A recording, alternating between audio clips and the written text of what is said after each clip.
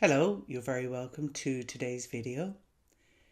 Today's a continuation of the I Lack series. Last week we explored I am lonely, and this week we're going to look at I lack self-care and how to prioritize you. And I put them deliberately together because they are very interlinked. One is a feeling, and the I lack self-care is more of a behaviour or a pattern. And often for those who lack self-care, it's a message of I'm not prioritising myself, I'm not worthy of my time. It's a neglectful behaviour. And I'm not saying this in a judging way, I'm just saying it in a way that's, factual.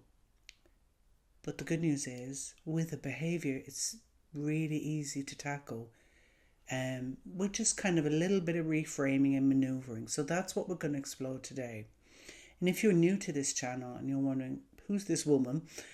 My name's Anand, and I'm an emotional wellness and embodiment coach. And I support those who have inner struggles that they're weighed down with. And together, using a mixture of coaching, embodiment practices, and meditation, I help people uncover their inner richness. And these videos are just another way of doing that. So looking at I lack self-care. And very few people actually say, oh yeah, I go around and I lack self-care. What they tend to do is, or what they tend to experience it as is, I'm not that important. So why bother? Just throw on the clothes, not bother with the food, whatever it is that is a neglectful action is an indicator of I lack self-care. Everybody else gets top priority above you, whether it's those in your family, a partner, your children, grandparents, your work, the dog, the cat, the house, the car, the hobby, the whatever it is, you would prioritize that above yourself, and your self-care takes a back seat. Now you might also say, but no, I actually do take care of myself. I go to the gym, I work out. That might be one area. But where else do you take care of yourself? Or where else do you say, I'm not a priority? And you'll know the areas of your life. It could be how you eat. It could be in your relationships. It could be in your work. Maybe there's a lack of self-care around work, that you work way too many hours, or too many people put too much work on you. There's 1,001 examples, and that's what we're going to explore. So that's the behaviour of I lack self-care, i.e. I'm not a priority, and all other things, or many other things, are treated much more importantly. And interestingly enough, when you are not a priority for yourself, loneliness arises from that, because you're saying to yourself, I don't matter, I'm not important, I'm not valuable, so why would I take care of myself? And if that's you, I hear that, I recognize it. And so what can you do to turn it around? What can you do to make yourself a priority? I'm a big fan of, let's start with the easiest, smallest thing that you can do. So the first thing is, identify where you lack self-care. Look at all the areas of your life, the buckets of your life: work, relationships, home, hobbies, friends, family, and so on. And then ask yourself, who do I prioritize more all of the time? Sometimes it's a give and take. But who do I generally prioritise more above myself? How does that make me feel? If you get that pang of loneliness, that's your indicator. That's your canary in the coal mine. It's telling you there's something off. So then you know, okay, these areas is where I lack self-care. And sure, you can go into the why do I lack self-care, but that might be the realm of therapy. And if that's the case, I'd absolutely recommend you seek therapy for that, the why of the self-care, if it's really harming your life. But if it's a case of I lack self-care, I'm fed up of being like that about myself, what can I do? Coaching's one way, but also you can look at things like,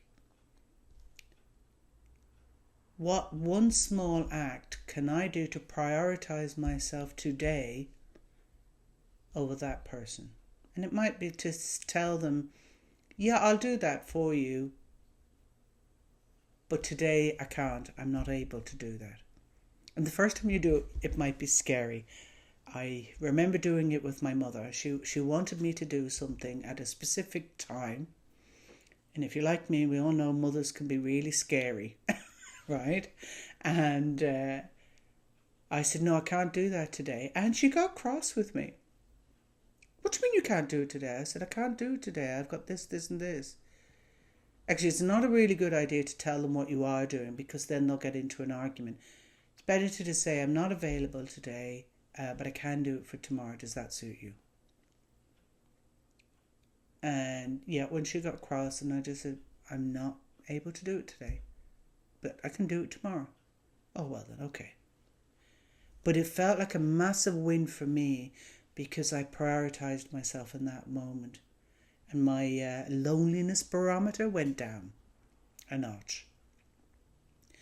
And every time you do an act of self-care, let's say your behaviour of self-care is, maybe you live in an environment that's chaotic. And